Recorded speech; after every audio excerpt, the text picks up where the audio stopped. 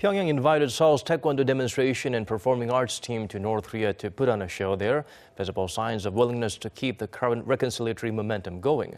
Park Ji-won sheds light on this development as well as other possible inter-Korean cultural exchanges.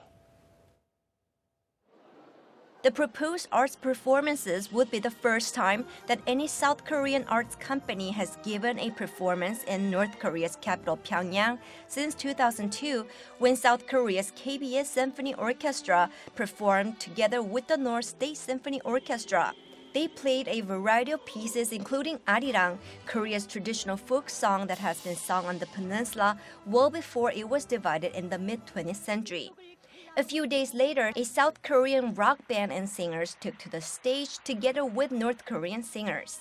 Since then, other cultural performances occasionally continued at the Mount Kumgang Resort until all cultural exchanges stopped in 2008.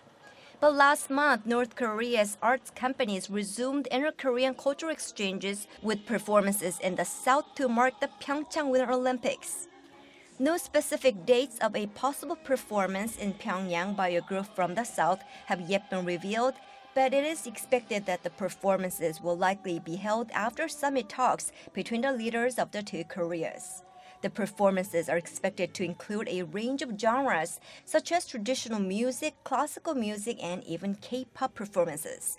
Considering that North Korea's ceremonial head of state Kim Young-nam reportedly said to the Korean National Ballet's artistic director Kang Soo-jin last month during his visit to Seoul that it'd be nice if the ballet company could perform in North Korea, a ballet performance could also be included. Experts say, however, that while cultural exchanges are helpful for creating a positive mood around inter-Korean relations, they won't have any significant impact on solving real political issues on the peninsula. It creates a spirit of good feeling and it helps to keep the momentum of inter-Korean negotiations moving, but I don't think it actually is substantial. My concern is that they don't actually really narrow the strategic divide between the two Koreas. So they're more like window dressing.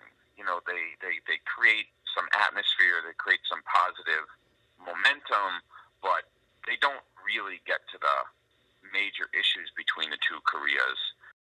South Korea's Cultural Ministry officials told local media Wednesday that they have started to discuss specifics about the performances with the Unification Ministry.